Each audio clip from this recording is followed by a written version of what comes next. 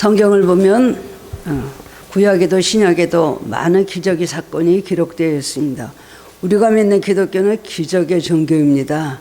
기적이 싫다 그래도 기적을 보여주시고 기적을 찾게끔 하나님께서 그렇게 우리를 인도하심으로 하나님을 더 잘 알게 하십니다. 살아계신 하나님 오늘도 동일하게 기적을 행하십니다. 구약에도 그런 역사가 있으셨고 또 지금 이 시대를 사는 우리들에게도 매일매일 기적을 많이 체험할 수가 있습니다. 왜냐하면 하나님은 어제나 오늘이나 영원토록 동일하신 분이시기 때문에 그렇습니다. 요한복음을 보면 예수님께서 마리아와 그 제자들과 함께 갈릴리 가나의 혼인잔치집에 축하객으로 참석하셨다가 처음으로 표적을 행하신 것으로부터 공생애가 시작된 것을 알 수가 있습니다. 전설에 의하면 그 집은 가나의 그 혼인잔치집은 예수님의 어머니였던 마리아의 친척 집이었다고 합니다. 예수님이 가장 첫 표적을 가정집에서 행하신 것을 보면서 이 가정의 소중함을 우리는 깨달아야 됩니다. 왜 그 많은 기적 가운데 처음으로 그렇게 기적 행하신 하필 가정, 더구나 결혼식 집에서 이렇게 행하셨는가. 그래서 우리 가정이 얼마나 소중하다는 것을 우리에게 가르쳐 주고 계시는 겁니다. 본문은 예수님이 처음으로 행하신 표적으로 혼인잔치집에서 포도주가 떨어졌을 때 물로 포도주를 만드신 어린아이들도 잘 알고 있는 유명한 사건입니다. 표적이란 말은 다른 복음서에서는 이적, 능력, 권능이라고 표현하고 있는데 요한복음에서는 특별히 표적이라는 말로 요한복음에서만 사도 요한이 표적이라는 말로 표현하고 있습니다. 표적이란 말의 뜻은 인간으로서는 도저히 이해할 수 없는 초자연적인 사건을 말하는 것으로 겉으로 나타나는 현상보다는 사건이 뜻하고 전달하는 의미가 더 깊은 것을 말합니다. 마태, 마가, 누가복음은 예수님이 하신 행적에 대해서 그 기적에 대해서 기록하고 있으므로 예수님께서 이런 일을 행하셨다, 병자를 고치셨다, 자연을 변화시키셨다라는 것을 말해주고 있는데 요한복음은 그게 아닙니다. 그걸 통해서 예수님은 하나님의 아들이시며 자신이 메시아인 것을 우리들에게 그것을 나타내주고 계신다는 겁니다. 그렇기 때문에 표적이란 말로 표현을 하고 있습니다. 예수님 친히 하신 말씀만이 아니라 병을 고치시고 바다를 잔잔케 하신 모든 표적은 실제적인 사건이면서 또한 동시에 우리에게 말씀하시고자 하는 깊은 뜻이 담겨있는 언어라는 겁니다. 이 사건 자체가 아니라 그래 이 사건을 행하셔야 되는데 이 사건에서 우리에게 말씀해 주시는 것이 무엇인가. 그렇기 때문에 요한복음은 상당히 깊은 의미를 가지고 있습니다. 예수님이 행하신 표적이 많이 있지만 그 중에 9가지 대표적인 사건만을 요한복음에서 사도 요한이 기록한 것은 이 표적을 통하여 예수님께서 하나님의 아들이시다는 것, 독생자 아들이시다는 것, 성육식 하신 하나님의 아들이라는 것을 말씀하고 또한 그 이름을 힘입어 우리가 생명을 얻게 되도록 그런 표적을 행하셨다고 말하고 있습니다. 기적과 이적과 표적이 어떻게 다른가요? 기적 혹은 이적은 단순한 기적을 가리킵니다. 말하자면 자연적인 일, 신기한 일이 발생할 때 그것은 단순히 기적이라고 부릅니다. 그러나 우리는 모든 기적이 다 하나님으로부터 오는 것은 아니라는 사실을 알고 바르게 분별할 수 있어야 됩니다. 그렇기 때문에 기적만 따라다니는 사람들은 신앙이 잘못된 것입니다. 이단에 빠지는 사람들, 미신에 빠지는 사람들은 결국 기적만 나타나는 그 현상만 보고 그걸 따라가기 때문에 그래서 결국 가서는 올바른 진리를 깨닫지도 못하고 오래 가지도 못하는 것입니다. 기적이라는 것은요, 어떤 기적은 인간의 잠재 능력으로 생길 수가 있습니다. 예를 들어 보면 힘이 아주 없고 여적한 여인이 아주 엄청난 거구의 남편이 병들어 누워 있어서 그것을 돌보고 있는데 갑자기 불이 났습니다. 아내는 급한 마음에 그 무거운 남편을 업고 뛰쳐나갔습니다. 나중에 정신을 차리고 보니까 내가 그때 어떻게 그랬지? 저 무거운 사람을 더구나 누워있는 사람을 내가 업고서는 어떻게 바깥으로 나갔지? 이해가 안 갑니다. 이것은 평소 잠재되어 있던 능력이 극한 상황 속으로 기적으로 나타나는 것입니다. 특별히 엄마가 자녀들에 대해서 위기를 당했을 때는 초자연적인 힘이 나온대요. 어떻게 그런 힘이 나올까 할 정도로 자기 자녀들을 구하려고 했던 그런 것이 나타나. 이것도 기적이라고 할 수가 있지만 그것은 잠재되어 있던 인간의 힘이 그렇게 나온 것입니다. 두 번째는 마귀의 역사로도 기적이 얼마든지 나타날 수 있습니다. 무당이 날이 시퍼런 그런 작두에서 막 올라서서 맨발로 버선발로 또 뛰고 춤을 추는데 속일 수가 아니고 완전히 사실이잖아요. TV 같은 데서 그거 봤는데 진짜 시퍼런 그 작두에서 그냥 막 뛰는데 피도 안 나요. 무당도 병을 고치고 무당도 방언을 한다고 들었습니다. 무당의 방언 그것도 있다는 거예요. 그러나 그것은 악한 역사로 온 그런 기적인데 그걸 무조건 기적이라고 따라다니면 안 됩니다. 또 마지막으로 세 번째는 이런 것들과 구별되는 살아계신 하나님과 그 아들 예수 그리스도 통해서 생기는 참된 기적이 있습니다. 이것을 표적이라고 하는 것입니다. 이 기적을 통해서 우리는 하나님이 전능하신 하나님이심을 알게 되고 예수님이 하나님의 아들이라 구세주임을 알게 되는 것. 이것이 우리가 기적을 체험하기 원하는 참된 목적이 되어야 됩니다. 나를 병에서 고쳐주셨다. 아니면 나를 가난해서 하는 축복을 해주셨다. 죽을 고비에서 건주셨다. 그래서 기적이 일어났어요. 그거 감사하죠. 그래서 그걸 통해서 하나님 우리에게 뭘 말씀하십니까? 하나님이 살아계신가 안 살아계신가 네가 깨달았느냐. 예수님은 너하고 어떤 관계가 되시는 걸 깨달았느냐. 그 전능하심을 네가 알았느냐. 그리고 하나님과 그 사람과의 일대적인 모든 인격적인 관계가 맺어지길 원하고요. 그 다음에 그때부터 주님과의 관계로서 앞으로 어떻게 살 것이냐. 이것을 더 가르쳐 주시기 위해서 우리에게 기적을 행해 주신다는 겁니다.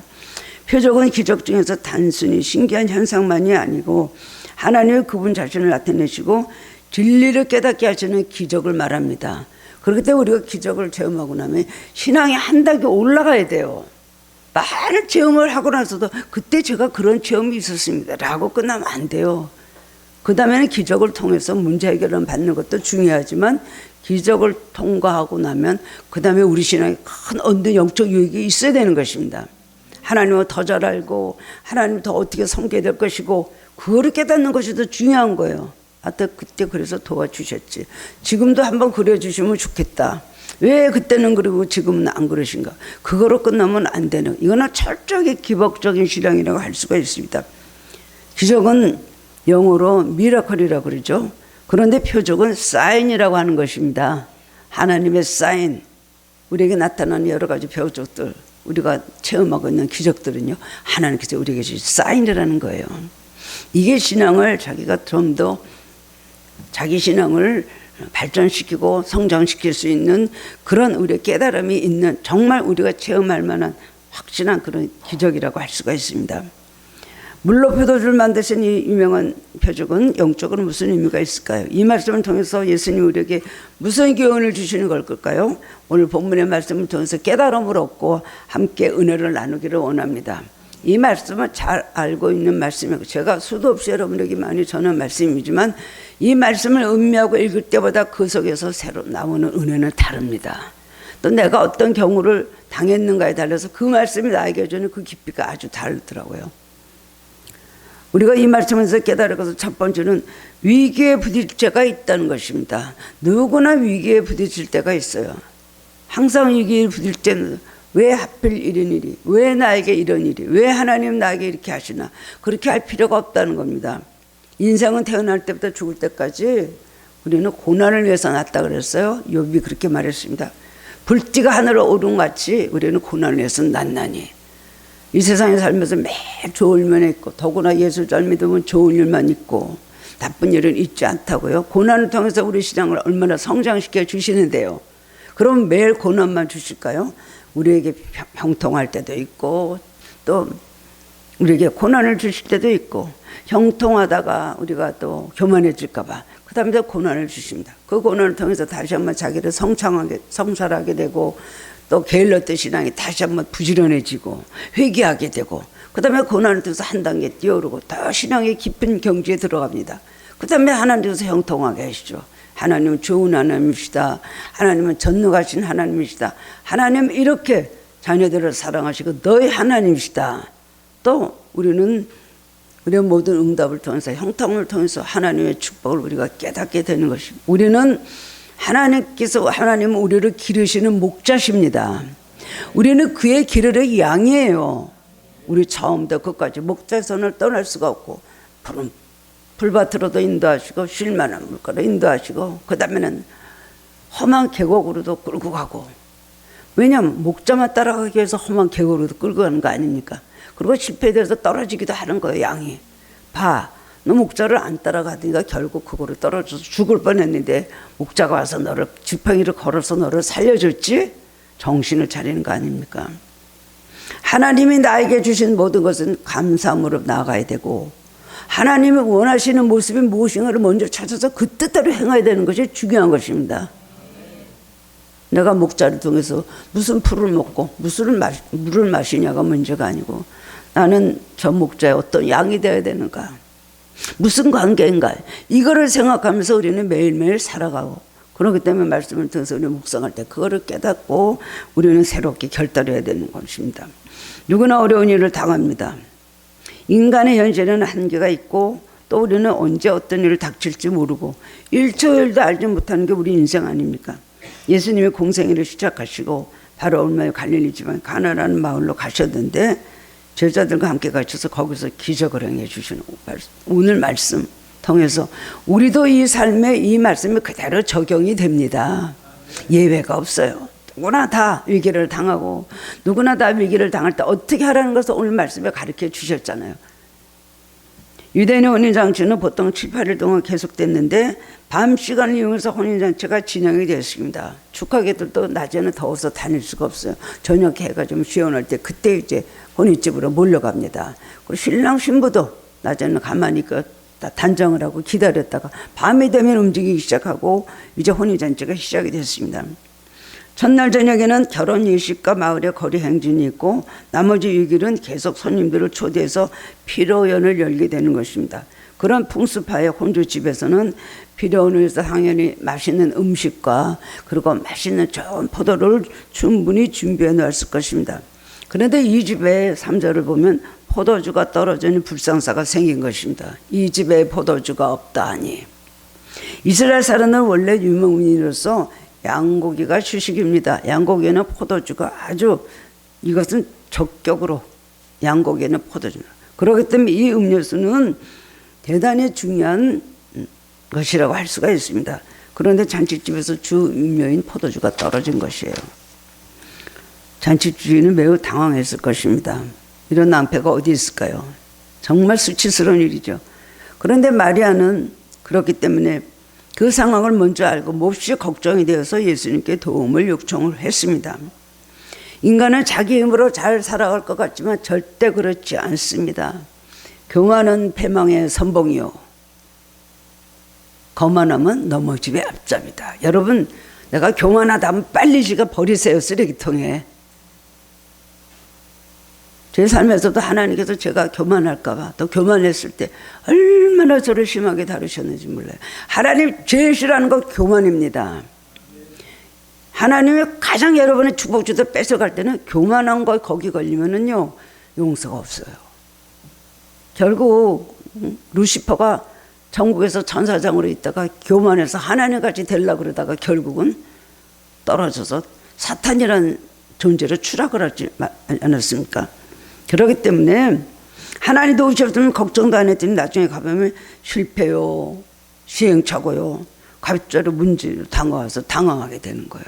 잘 될 줄 알았더니 안 되는 거예요. 내 지식과 내 모든 실력과 내 모든 인맥과 내가 할 수 있는 모든 지금까지 모든 경험을 통해서 당연히 이거는 조금도 나는 이거는 실패가 없을 것이라고 했던 일들이 갑자기 실패로 다가오는 일들이 얼마나 많습니까?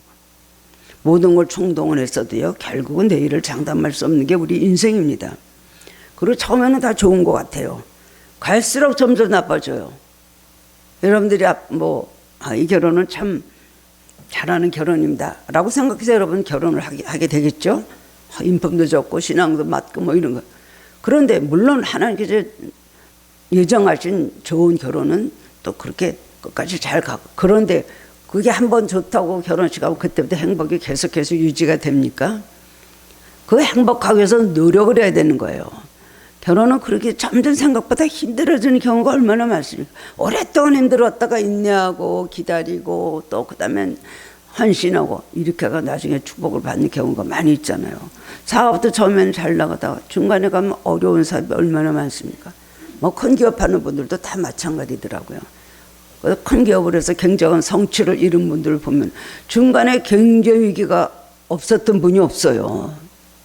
무슨 어느 종류든지 어느 사업에서든지 그런 걸 보게 됩니다.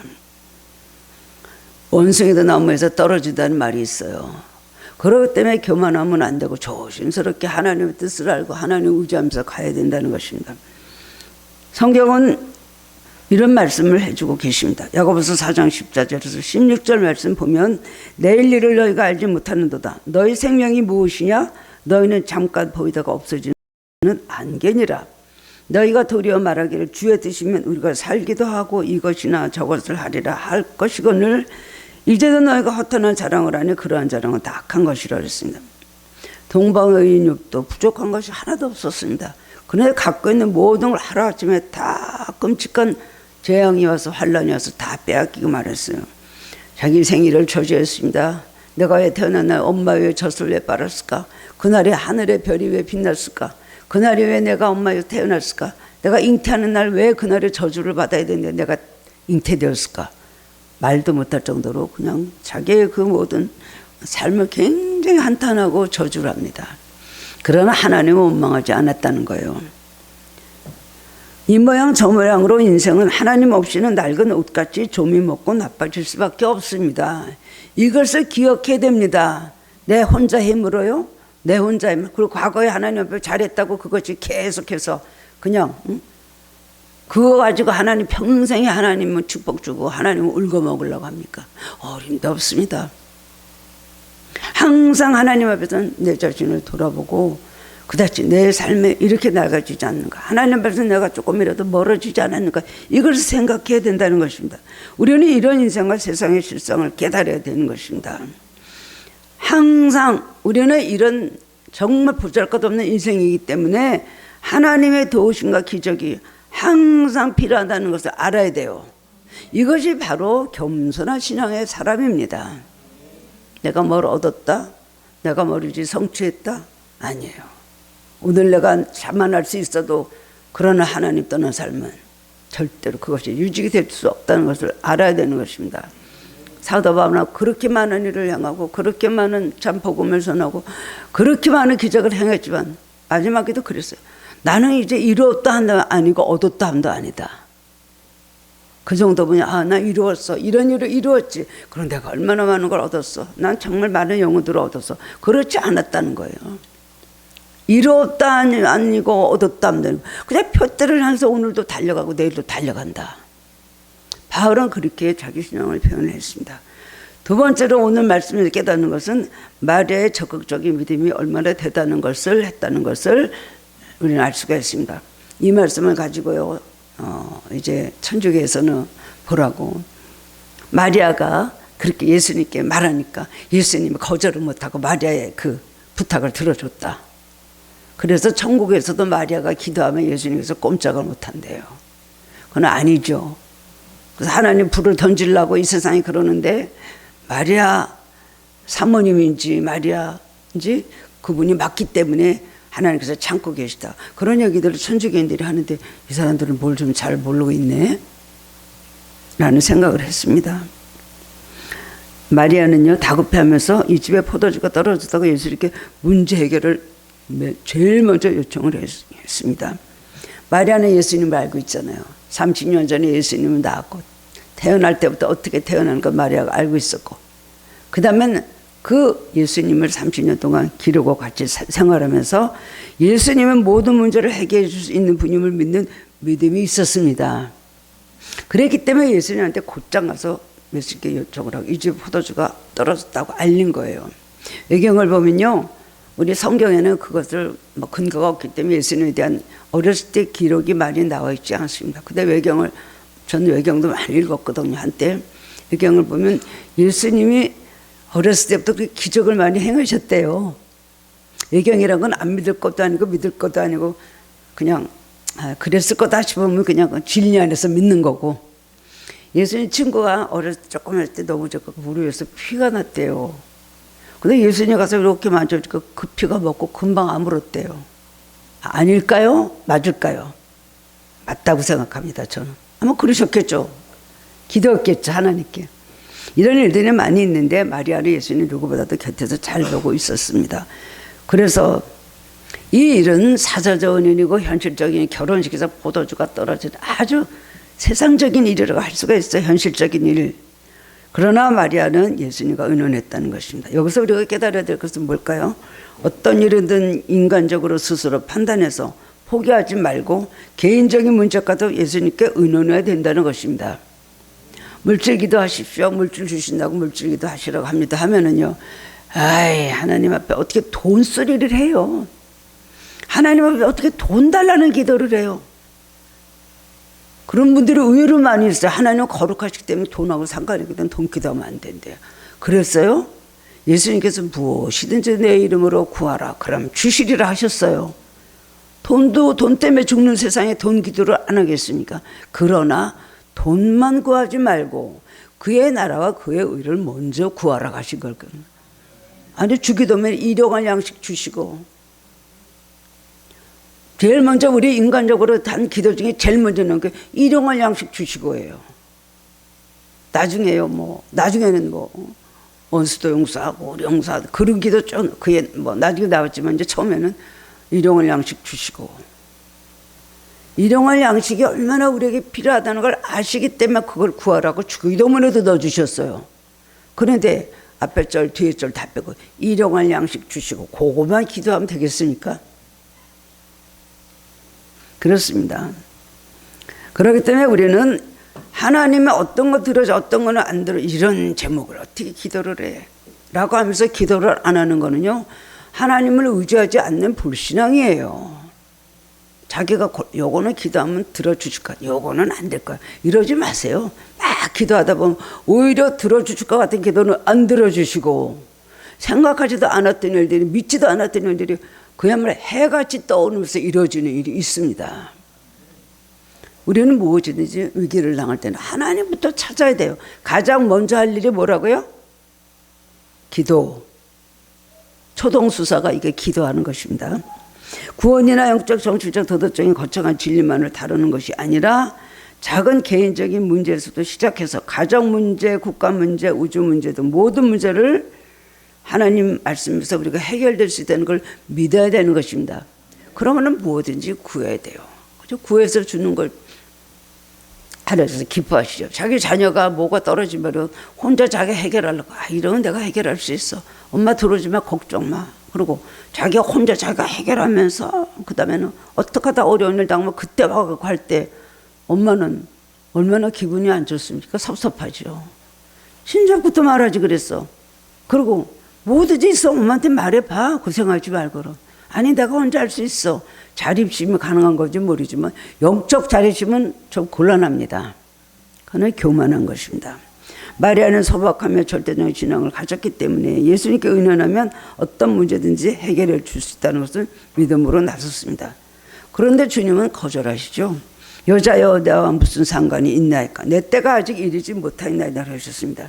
여기서 예수님 여자라고 하는 것은요, 그 당시 이것은 헬라어 말인데 왕이 왕후를 존경하며 부를 때 쓰는 존칭으로 여성을 높여 부르는 최고의 공손한 말입니다. 어떻게 엄마 보고 여자라 그래? 그러나 이렇게 한국말로 그렇게 표현이 된 것이지 가장 여성에 대한 최고의 존칭어를 예수님께서 어머니에게 썼다는 겁니다. 그러면서 내 때가 아직 이르지 않았으니 내가 공생애로 아직 기적을 행할 때가 아닙니다 라고 했지만 결국은 어머님의 말씀에 순종해서 문제를 해결해 주셨다는 겁니다. 5절에 보면 마리아는 예수님의 대답을 기다리지도 않고 하인들에게 말하기를 너희에게 무슨 말씀을 하시든지 그대로 하라. 무조건 순종할 것을 요구하시면서 하인들을 불러다가 예수님의 기적을 기대하면서 준비를 시켰습니다. 잠시 후 예수님은 하인들에게 결례를 위한 항아리에 물을 채우라고 말씀했습니다.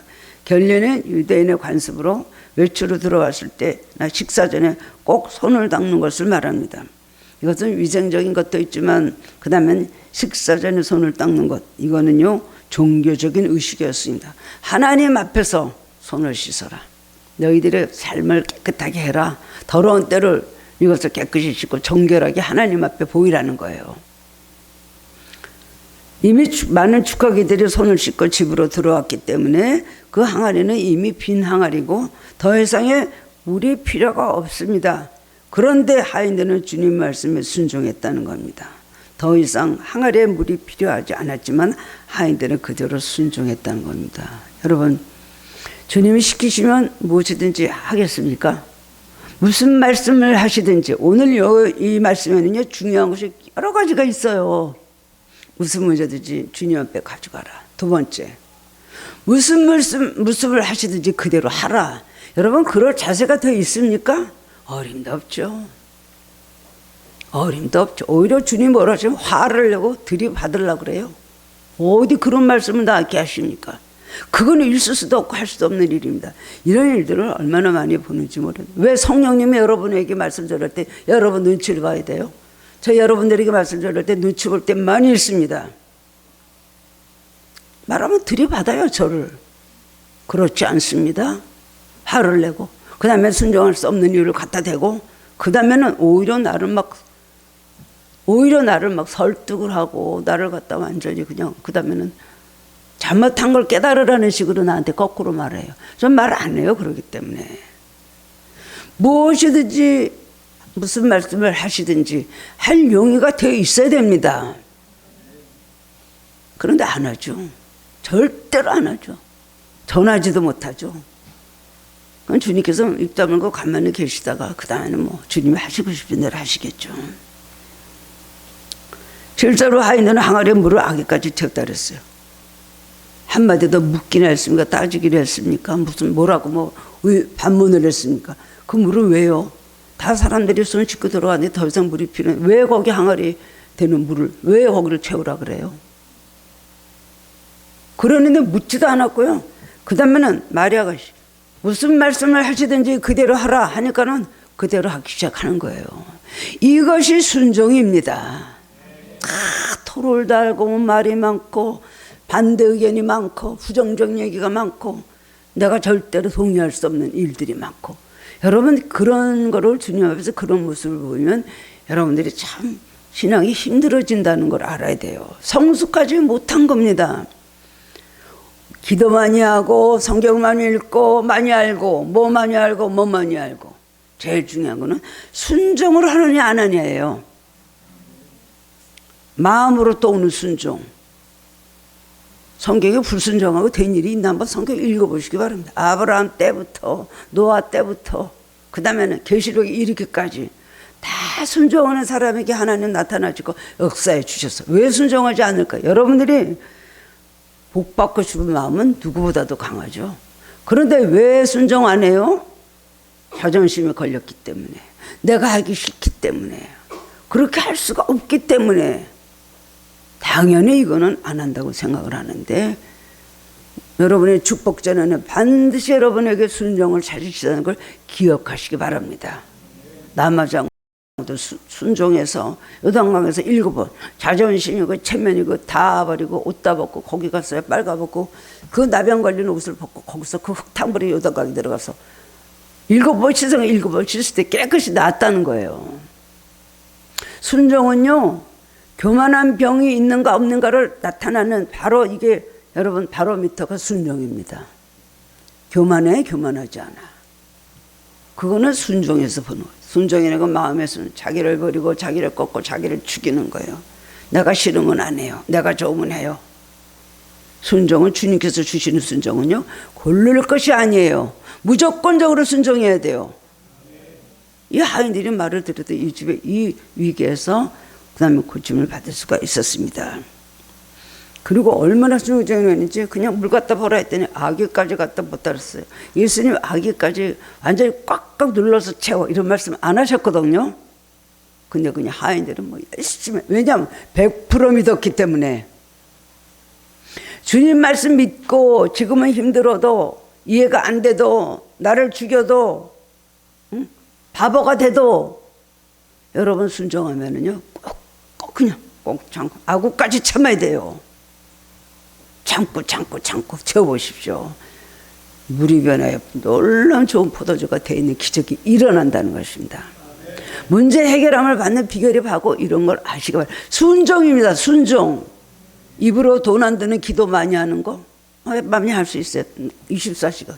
성경 읽는 거 또 얼마든지 할 수 있어요. 그거 갖고 되는 게 아니에요. 행함이 없는 믿음은 죽은 믿음이다. 그 자체가 죽은 것이라 그랬거든요. 마음으로 믿고 순종하려면 몸으로 다 그거 따라와야 된다는 것이에요. 그럴 때 기적이 일어난다는 것입니다. 악어까지, 만약에 악어까지 안 됐다면 포도주가 그만큼 생기고 말았겠죠. 악어까지 채웠기 때문에 포도주가 넘치도록 양도 너무나 많아진 거예요. 순정함으로 물이 변해 포도주 되고, 악어까지 채움으로 인해서 엄청 많은 양의 포도주가 만들어졌어요. 아기까지 찬물이 다 포도주가 됐으니까요. 우리 삶에 넘치는 주고받는 넘치는 순종. 주님께서 이만큼 하라 그랬는데 더 하는 거예요. 주님이 깜짝 놀라시죠. 그런 헌신을 해야 돼요. 주님을 감동시키는 믿음을 가져야 기적이 일어납니다. 어려울 때 눈물 흘리고 기도할 때 응답해 주셨어요. 그 다음에는 그냥 그대로 그냥 모든 것이 유지되고 갈 것 같지만 아니에요. 하나님은 항상 우리의 신앙의 모습을 들여다보고 계신다는 겁니다. 하나님의 테스트, 하나님의 추적, 하나님의 검증이 여러분을 뒤따라다닌다는 걸 잊지 마시기 바랍니다. 그 다음에 연회장이 하인들이 또 포도주 말씀 깜짝 놀랐습니다. 또 하인들의 믿음을 볼 수가 있어요. 이제는 떠다가 연회장에게 주라. 악어까지 채웠습니다. 이제 어떻게 할까요? 떠다가 연회장에게 주라. 아니 물을 떠다가 연회장에게 줘요? 아니 물을 떠다가 그런 생각도 안 했잖아요. 하라고 하시는 대로 한 거예요. 떠다 줘라 떠다. 순종하는 그 과정 속에서 물이 변해서 점점 포도주가 된 거예요. 주님은 말씀하십니다. 우리에게 축복을 약속하십니다. 그거로 끝나는 게 아니에요. 순종을 통해서 그 약속이 축복으로 바뀌는 거예요. 하나님의 축복은 하늘에서 내려와요. 땅에서는 우리의 노력과 믿음이 딱 두 개가 합쳐지고 최대의 걸작품이 나타날 때 우리에게 기적이 일어난다는 겁니다. 순종할 때 물이 변해 포도주 되는 거예요. 주님께서는 이미 말씀하셨잖아요. 이걸 반드시 기억하시기 바랍니다. 의심하고 따지고 불순종하고 뭐 판단하고 검증하려면 아니요 한 번요. 한 번요. 진짜 그런 거 아닌가 하고요. 어느 때는 믿고 어느 때는 안 믿고 그만큼 시간도 늦어지고 모든 것이 중단된다는 것입니다. 표적은 하나님께서 우리에게 주신 특별한 은사와 축복이에요. 그런데 은사를 받는 그릇은 나에게 있습니다. 그건 믿음과 순종이에요. 믿음은 순종하지 않는 건 믿음이 아니에요. 내 고집, 내 자존심, 내가 싫은 건 안 해. 하라 하면 절대로 안 해요. 그러고 뭘 구합니까? 주님 무슨 응답을 받길 바래요? 주님께서 하신 말씀, 너부터 고쳐. 너부터 너가 변화돼. 네가 변화되면 물이 변해서 포도주 됐다. 그렇더라고요. 남이 바뀌기를 계속 기도하고 오랜 세월을 우리는 보냈는데 결국은 하나님 나를 바꿔주시더라고요. 화가 안 나게, 예민하지 않게, 반응하지 않게, 무덤덤하게 놀랄 때가 있어요. 이 일에 있어서 내가 어떻게 이렇게 평안하지? 내가 어떻게 화가 안 나지? 아무렇지도 않아요. 여러분 감각, 예민, 반응 이거 다 하나님께서 대패로 막 밀어버리세요. 여러분의 감각, 여러분의 예민성, 여러분의 그런 날카로운 거, 반응 이것도 다 없애야 돼요. 그러면 파리도 올라가다 미끄러집니다. 우리의 희생을 통해서 귀한 순종을 통해서 우리가 그릇을 준비하면 하나님께서 역사를 이루어 주십니다. 오병이어 너에게 있는 게 무엇이냐? 아이 물고기 2마리하고 보리떡 5개 갖고 와. 이 5,000명을 어떻게 하시려고? 갖고 와. 갖고 와서 그거를 축사해서 하나님께 감사 기도하시고 식기도 하시고 떼어주니까 5,000명 먹이고 12광절이 남았잖아요. 우리 하나님 말씀을 이루어 축복을 받습니다. 진리는 내 것이 돼야 됩니다. 내 속에 들어서 나를 움직이는 원동력이 돼야 돼요. 삶에 그 말씀을 적용해서 내가 변화돼야 되는 것입니다. 마지막으로 3번째는 물이 변화의 포도주가 됐죠. 변화는 질적인 변화, 양적인 변화 2가지. 첫 번째는요, 우리는 신분의 변화가 나타나는 것입니다. 이 물은요 6개, 두세 통 드는 항아리 6개. 그거는요 양이 지금으로 말하면 1.5리터 페트병으로 500병이나 되는 많은 양이라고 합니다. 그렇게 많은 물이 그렇게 많은 포도주로 변했다는 것입니다. 구체적으로 예수님 우리 삶에 오시면 신분의 변화가 일어납니다. 과거에는 죄인이었지만 우리는 의인입니다. 마귀의 종이었지만 이제는 하나님의 자녀입니다. 지옥 갈 인생이었지만 결국은 천국 백성이 되었습니다. 심판받지 않고 우리는 생명이 있다는 것입니다. 최대의 기적인 것입니다. 노예상의 출신의 존 뉴턴 목사 어메이징 그레이스를 작사하신 분이죠. 그분이 내가 천국에 가면 3번 놀랄 것이다. 첫 번째는 꼭 올 줄 알았던 사람이 오지 않은 것 때문이다. 두 번째는 오지 못할 줄 알았던 사람이 천국에 와 있는 것 때문에. 세 번째 또 놀라는 것은 나 같은 죄인이 천국에 들어있는 것을 보고 가장 크게 놀랄 것이다. 그랬습니다. 신분의 변화예요. 죄인이 변화해 의인이 됩니다. 우리 삶에는 변화가 일어나야 돼요. 뭔가 달라져야 돼요. 점점 인격이 달라지고 믿음이 달라지면 인격도 달라져야 돼요. 참을 수 없던 사람은 참을 줄 알아야 되고 기다릴 줄 못했던 기다릴 줄 알아야 되고 자기를 버릴 줄 못했던 이 자아와 고집과 이것도 버려야 돼요. 왜 순종 못합니까? 자존심과 자기 고집 그거를 죽이지 못하니까 순종을 하지 못하는 것입니다. 그 다음에 영적인 변화가 일어나는 것입니다. 우리 인간은 죄를 져서 영적으로 죽은 자죠. 영혼이 죽으면 불안, 초조, 염려, 절망, 미움, 원망, 무기력, 한숨 이런 것을 쌓여버립니다. 육신이 안락하고 모든 조건을 갖추고 있어도 영혼은 이제 부정적인 것으로 그렇게 가득 차버리죠. 그런데 예수님이 그 영혼에 임하시면 그 마음에 오시면 기쁨, 평안, 사랑, 감사, 찬송, 능력으로 충만해지게 되는 것입니다. 예수님이 이 가나온의 집에 가시니까 이런 기적이 일어났잖아요. 우리 가정에도 예수님 없이 이런 기적이 일어납니다. 내 중심에도 예수님 오시면 신분이 변화되고요. 영적으로도 우리는 변화가 일어나고요. 그 다음에 마지막으로는 우리에게 삶의 모든 현실적인 환경의 변화가 오는 것입니다.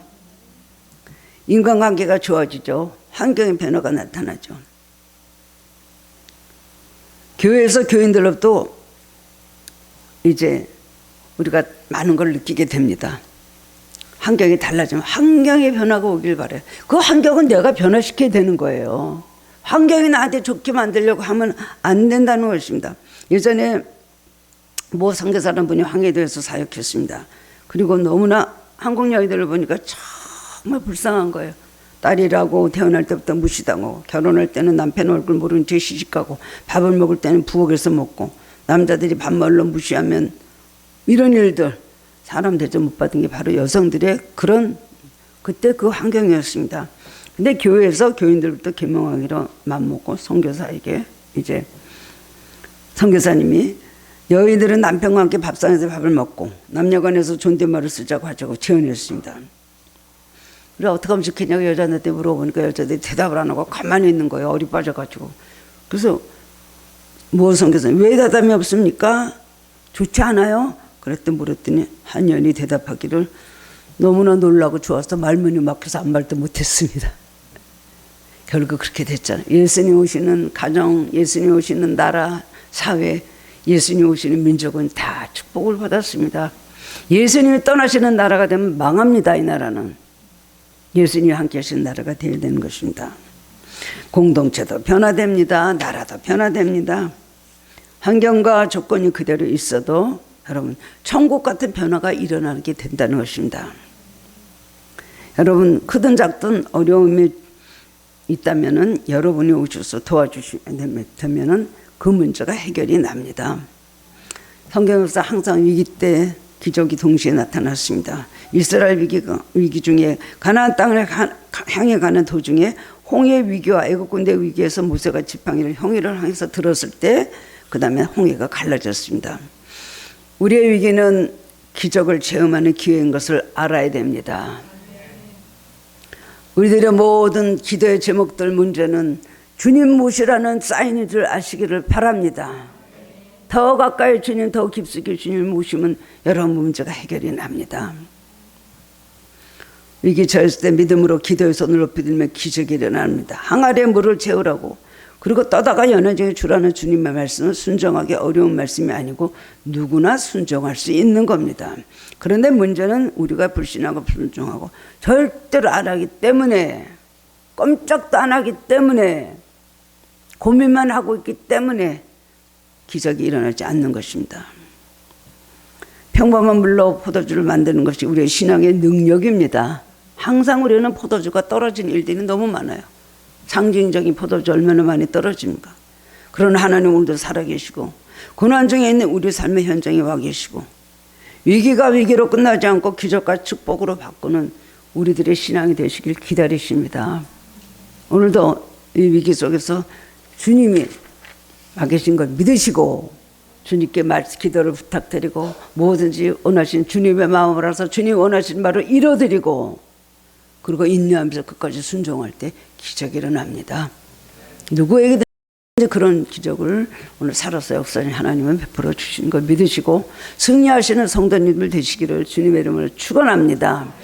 사랑해 주님 은혜를 감사드립니다. 주님 오늘 말씀을 통해서 우리 이 시대를 살아가는 우리들에게 참으로 필요하고 적용하고 순종해야 될 말씀이라고 생각을 합니다. 왜 우리는 반쪽 신앙밖에 안 될까요? 반쪽 그리스도인밖에 안 될까요? 왜 온전한 순종을 못할까요? 온전히 자기를 버리는 걸 하지 못할까요? 주님 위기를 만나서 고민하고 한숨 쉬고 탄식하고 부르짖으면서도 왜 주님이 주시는 말씀은 교만해서 받아들이지 않고 그대로 안 합니까? 왜 믿지를 않습니까? 주여 이 시간 우리 마음속에 있는 모든 것들을 다 주님 제거시켜 주시고 주님 필요 없는 것들은 다 버리게 하여 주시기를 원합니다. 주님 앞에서 순종하는 사람 되게 하여 주시옵소서. 우리 기적을 베푸시기를 원하시는 주님의 음성을 듣게 하시고 주님 우리가 할 수 있는 것 작은 것 하나 그것 하나 순종 못하면서 어떻게 하나님께 우리가 기적을 기다리겠습니까? 주여 큰 믿음 허락하여 주시옵시고 순종을 가로막는 모든 조건들을 우리 마음과 생각 속에서 제거시켜 주시옵소서. 아무쪼록 강하게 역사해 주셔서 바른 길로 축복의 길로 형통한 길로 걸어가게 하여 주옵소서. 감사드렸고 예수님 이름으로 기도드리옵나이다. 아멘.